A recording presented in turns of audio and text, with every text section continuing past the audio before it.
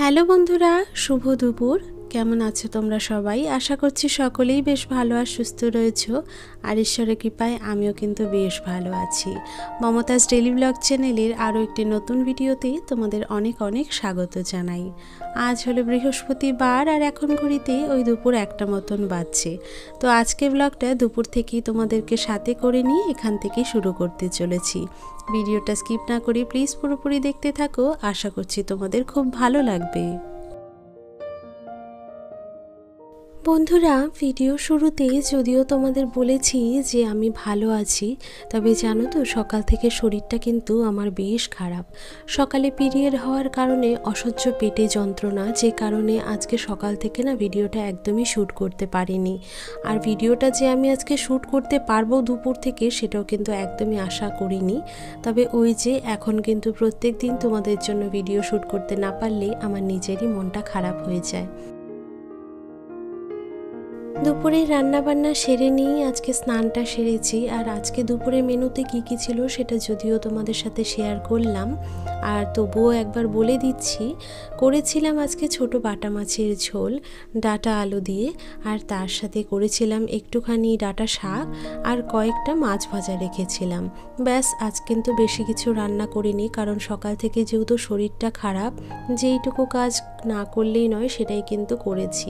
আর এই যে দুপুর থেকে একটুখানি ভালো লাগছিল বলেই কিন্তু তোমাদের জন্য ভিডিওটা আনতে পারলাম। তো যাই হোক, ওদিকে দুপুরবেলা খাওয়া দাওয়া করে নিয়ে আমি একটুখানি রেস্টও নিয়েছিলাম। আর তার সাথে তো জানোই যে অফিসের কাজগুলো করতে হবে। আসলে শরীর অসুস্থ থাকলে না সেই রকম কিন্তু কোনো রকম কাজে এনার্জি পাওয়া যায় না।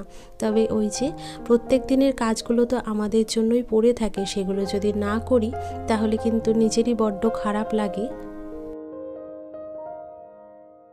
বাইরের উঠোনের দিকে যা জামা কাপড় ছিল যেগুলো শুকিয়ে গিয়েছিল সবটাই কিন্তু তুলে আমি ঘরে নিয়ে গিয়ে রেখে দিয়েছি।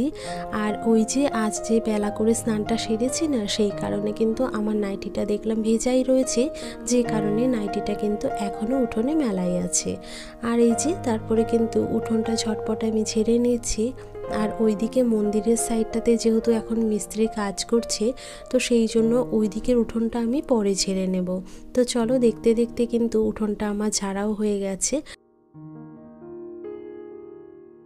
বন্ধুরা, তোমরা তো জানোই যে আমাদের গেটের সামনের দিকটাতে এই ফুলের গাছটা লাগানো ছিল, তবে দেখতে দেখতেই গাছটা কিন্তু বেশ অনেকটাই বড় হয়ে উঠেছে আর সামনের দিকে না ঝুঁকে যাচ্ছে, যে কারণে বাড়িতে যেই লোক আসুক সেই কিন্তু বলছে যে মনা, এখানে কেন গাছটা রেখেছিস, এত সুন্দর একটা ফুলের গাছ, সেটাকে টবে লাগিয়ে দে।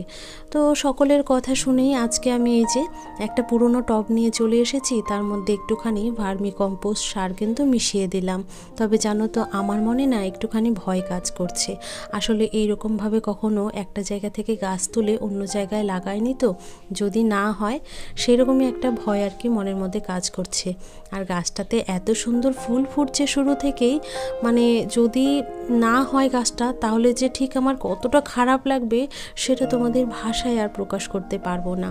আর এখনও তো দেখতেই পাচ্ছ গাছে কিন্তু 3টে বড় বড় ফুল এসেছে। তো চলো, দেখতে দেখতে কিন্তু আমি গাছটা লাগিয়েও নিয়েছি টবে। এখন তো বেশ ভালোই লাগছে, তবে জানি না গাছটা আর হবে কি না। তো এই যে টবগুলো তো সরিয়ে নিয়ে এই ঘরের বারান্দাতে রেখেছি, তো সব টবেই এখন একটু একটু করে আমি জল দিয়ে দেব। আজকে না সকালে টবগুলোতে জল দেওয়ার প্রয়োজন হয়নি, দেখেছিলাম মাটিটা কিন্তু একটুখানি ভেজাই ছিল, তাই এই যে বিকেলবেলা ওই টবটার সাথে সাথে সমস্ত গাছে কিন্তু জল দিয়ে দিয়েছি। আর এই যে দেখো ফুলগুলো কত সুন্দর লাগছে। জানো তো বন্ধুরা, গাছ লাগাতে কিন্তু আমি ভীষণ ভালোবাসি। যেমন ইনডোর প্লান্ট ভালোবাসি, ঠিক তেমনই কিন্তু নানান রকমের বাহারি ফুলের বাগান বাড়িতে তৈরি করার খুব ইচ্ছে ছিল। তবে জানো তো বাড়িতে এতটাই জায়গার অভাব, আমি কোথায় ফুলের বাগান তৈরি করব। তো সেটা ভেবে কিন্তু আর বাগান করা হয়নি। আর তোমরা তো জানোই যে আমাকে পুরো সপ্তাহ জুড়ে অফিসের কাজগুলো করতে হয়, যে কারণে মার্কেটে যাওয়ারও কিন্তু সময় সুযোগ হয়ে ওঠে না। শুধুমাত্র রবিবারটাই আমার হাতে থাকে, আর গত কয়েক রবিবার ধরে আমি কিন্তু একদমই বাইরে বেরোচ্ছি না, যেই কারণে কিন্তু আমার আর কোথাও যাওয়া হচ্ছে না, তার সাথে কিন্তু গাছও কেনাকাটা করা হচ্ছে না। তবে ভেবেছি এরপরে যখনই আমি মার্কেটের দিকে যাব, কয়েকটা ফুলের গাছ কিনে অবশ্যই নিয়ে আসবো, আর সেটা তো তোমাদের সাথে শেয়ার করবো এই ভিডিওতে। আর এই তো বন্ধুরা তোমাদের সাথে কথা বলতে বলতে ওদিকে শুকনো জামা কাপড়গুলো এক একটা করে কিন্তু আমি গুছিয়ে নিয়েছি। তারপরে এই যে আলনাতে কিন্তু এখন খুব সুন্দরভাবে সাজিয়ে রেখে দেব। জানো তো আলনাতে জামা কাপড়ের পরিমাণটা বেশ অনেকটাই বেড়ে গেছে। কিছু জামা কাপড় বেশ কদিন ধরেই ভাবছি যে গুছিয়ে রাখবো অন্য একটা জায়গাতে, তবে সময়ের অভাবে সেটাও কিন্তু করে উঠতে পারছি না। তো যাই হোক, একদিন সময় করে সেটা করতে হবে, আর অবশ্যই তোমাদের সাথে আমি শেয়ার করে নেব। দুপুরবেলা যে সমস্ত বাসনগুলো বাইরে ঝাঁকাতে জল ঝরতে দিয়েছিলাম, তো সেগুলো এখন ঘরে নিয়ে চলে এসেছি। আর জানো তো বাইরে যেহেতু এখন মিস্ত্রিরা কাজ করছে, সেই কারণে জিনিসপত্রগুলো রাখতে এতটাই অসুবিধে হচ্ছে, ঘরের কোনায় কোনায় অনেক জিনিস রাখতে হচ্ছে। তোমরা তো জানোই যে বাড়িতে কোনো কাজ করলে সেক্ষেত্রে কতটা অসুবিধে ফেস করতে হয়। তো যাই হোক, ওদিকে বাসনগুলো গুছিয়ে নিয়ে মায়ের ঘরের বিছানাটাও আমি ঝেড়ে নিলাম। তারপরে এখন একটুখানি ডাস্টিং সেরে নেব।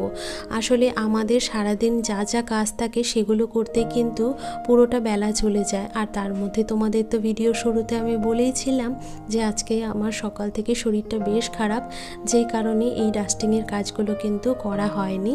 তো ভাবলাম যে সন্ধেবেলা সমস্ত কাজ সেরে নিয়ে তারপরে এই কাজগুলো করব। তো আমার তো মোটামুটি সমস্ত কাজই সেরে ফেলা হয়ে গেছে।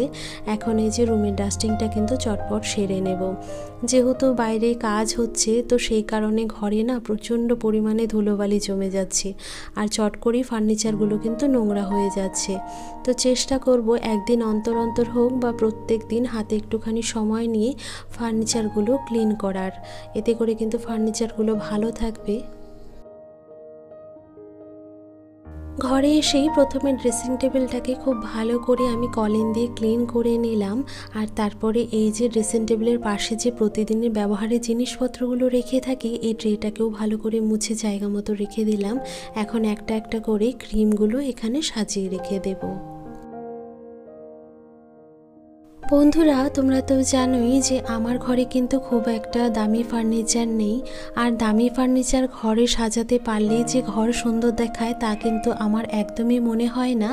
আমি কিন্তু সবসময় মনে করি আমার ঘরে যেইটুকু জিনিস থাকে সেইটুকু যদি আমি পরিষ্কার পরিচ্ছন্নভাবে গুছিয়ে রাখতে পারি আর ক্লিন রাখতে পারি, তাহলেই কিন্তু আমার ঘরকে সুন্দর বানিয়ে রাখতে পারবো।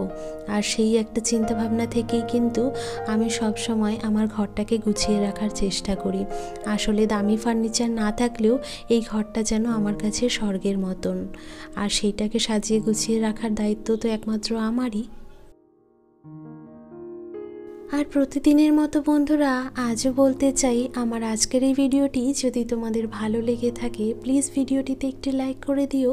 তোমরা হয়তো জানো না যে তোমাদের একটা লাইক আর একটা ছোট্ট মিষ্টি কমেন্ট আমাকে ঠিক কতটা উৎসাহ দিয়ে থাকে নতুন ভিডিও তৈরি করতে। আর যদি কোনো নতুন বন্ধু এই মুহূর্তে আমার ভিডিওটি জুড়ে থাকো, বা আমার ভিডিওর কোনো অংশ যদি তোমাদের একটু হলেও ভালো লেগে থাকে, প্লিজ আমার এই ছোট্ট চ্যানেলটার পাশে থেকো, তাহলে কিন্তু আমার খুব ভালো লাগবে। তো বন্ধুরা, তোমরা তো দেখতেই পেলে যে ড্রেসিং টেবিলের উপরে যা যা জিনিসপত্র রাখা ছিল সমস্তটাই কিন্তু ক্লিন করে আবারও জায়গা মতো রেখে দিয়েছি। আর তারপরে ড্রেসিং টেবিলের ড্রয়ারটা খুলেও তোমাদেরকে দেখালাম যে ভেতরে নানান ধরনের ওষুধপত্রতেই ভর্তি রয়েছে। তো সেইগুলো যেহেতু আমার প্রত্যেক দিনই কাজে লাগে, তো সেই জন্য সেগুলো কিন্তু জায়গা মতো গুছিয়ে রাখার ভীষণই প্রয়োজন ছিল। তো সেটা কিন্তু ভালো মতো গুছিয়ে রেখে দিলাম। আর এই যে নিচের ড্রয়ারটা রয়েছে, ড্রয়ারের মধ্যে একটা বাক্স দেখালাম, সেই বাক্সের মধ্যে কিন্তু গোল্ডের দু একটা জুয়েলারি রেখেছি। আর এই জিনিসগুলো খুব একটা প্রয়োজন হয় না বলে পেছনের দিকটাতে রাখলাম, আর সামনে ছোট ছোট জিনিসপত্র যেগুলো রয়েছে সেগুলো কিন্তু গুছিয়ে রাখছি। বন্ধুরা, অনেক দিন হয়ে গেল আমি কিন্তু পুরো ড্রেসিং টেবিলটাকে খুব একটা ভালো করে ক্লিন করার সময় পাইনি। তো সেই জন্যই ভাবলাম আজকে পুরো ড্রেসিং টেবিলটাকেই ক্লিন করি। আর আমার ঘরে ফার্নিচার বলতে তো তেমন একটা কিছু নেই, এই ড্রেসিং টেবিলটাই রয়েছে আর রয়েছে আলমারি। দু একদিন পর পর ফার্নিচারগুলো ক্লিন করি বলেই হয়তো আমার ঘরে ফার্নিচারগুলো কিন্তু বেশ ক্লিন থাকে সব সময়। আর এই যে ড্রেসিং টেবিলের কাচের ভেতর থেকে সমস্ত জিনিসপত্রগুলো কিন্তু বের করে নিয়েছি। তো দেখো, দেখো এখানে কিন্তু একটা মোবাইলের বাক্সের মধ্যে আমার সমস্ত ব্যবহারের নেল পলিশগুলো রাখা রয়েছে। আর এই যে আরও একটা বাক্স রয়েছে, সেখানে রেখেছি এই যে দুটো সানগ্লাস। আর কদিন আগে ব্যবহার করেছিলাম এই কানের দুলটা, তো ভুল করে এখানে রেখে দিয়েছিলাম। তো চলো এই সানগ্লাস দুটো এখানে আপাতত রাখলাম। একটা চাবি দেখতে পেলাম, তো সেটাও সরিয়ে রেখে দিয়েছি। তো মোবাইল বাক্স দুটোকে কিন্তু আমি এরকমভাবেই ব্যবহার করেছি। আর এই যে দুটো প্লাস্টিকের বক্স রয়েছে, একটা প্লাস্টিকের বক্সের মধ্যে রেখেছি আমার মেকআপের জিনিসপত্রগুলো, কারণ আমার কাছে না মেকআপ বক্স কিন্তু এই মুহূর্তে নেই, যে কারণে এই বক্সগুলোকেই কিন্তু আমি খুব সুন্দরভাবে আমার স্টোরেজ বক্স হিসেবে ব্যবহার করেছি। আর এই বক্সটাতে তো দেখতেই পাচ্ছ আমার সমস্ত রকমের ওই মালা, চুড়ি, কানের এগুলোই কিন্তু রাখা রয়েছে। তো চলো দুটো বক্সকেই খুব ভালো করে একটা শুকনো কাপড় দিয়ে কিন্তু আমি মুছে নিলাম। তারপরে এক এক করে সমস্ত বক্সগুলোই এখন ড্রেসিং টেবিলের ভেতরে রেখে দিচ্ছি। আর সবচেয়ে বড় একটা দুঃখের বিষয় এটাই, এত শত নেল পলিশ থাকা সত্ত্বেও আমি একটা নেল পলিশও ব্যবহার করতে পারি না, কারণ আমার স্কিনের একটুখানি প্রবলেম রয়েছে, মানে এই মুহূর্তে প্রবলেমটা চলছে, যে কারণে ডক্টর আমাকে নেল পলিশ পরতে একদমই বারণ করে দিয়েছে। ড্রেসিং টেবিলের সামনের দিকে যা যা জিনিসপত্র ছিল সমস্তটাই কিন্তু সুন্দর করে ক্লিন করে গুছিয়ে রেখে দিলাম। আর তারপরে ড্রেসিং টেবিলের যে আয়নাটা রয়েছে সেটাও কিন্তু খুব ভালো করে আমি কলিন দিয়ে ক্লিন করে নিয়েছি। আসলে দূর থেকে না বোঝা যায় না যে আয়নাতে ঠিক কতটা ধুলোবালি জমে থাকে, কিন্তু যখন আমি ক্লিন করতে যাই তখন দেখি ছোট ছোট গুঁড়ো গুঁড়ো কিছু কিন্তু দাগ লেগে থাকে, আর তার সাথে জমে থাকে ধুলো ময়লা। প্রত্যেক দিনই কিন্তু আমি ক্লিন করে থাকি, সেটা কিন্তু তোমাদের সাথে শেয়ারও করি। তবে ওই যে বাড়িতে যেহেতু কাজ চলছে এখন, সেই কারণে কিন্তু নোংরাটা এখন আগের তুলনায় বেশিই হবে। তো যাই হোক, ওদিকে মোটামুটি ক্লিন করে নিয়েছি। তারপরে আমার যে সোফাটা ছিল, সোফাটাও একটুখানি ঝেড়ে নিয়ে তারপরে জায়গা মতো কিন্তু জিনিসগুলো গুছিয়ে রেখে দিলাম।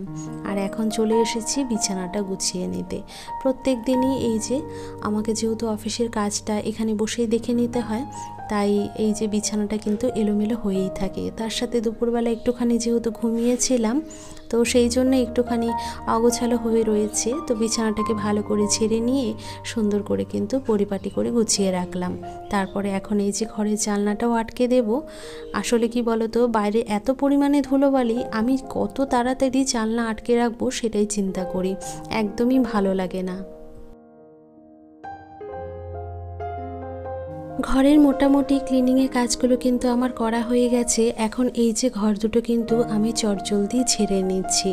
ঘরটা ক্লিন করার পরে এখন ঠিক কেমন লাগছে সেটা একবার তোমাদের সাথে চলো শেয়ার করি। এই ঘরটা তোমাদের কাছে জানি না কেমন লাগে, তবে সাজিয়ে গুছিয়ে রাখার পর আমার ঘরটা যে আমার কাছে বেশ ভালো লাগে। আর এইটা আমার কাছে একটা শান্তির জায়গা।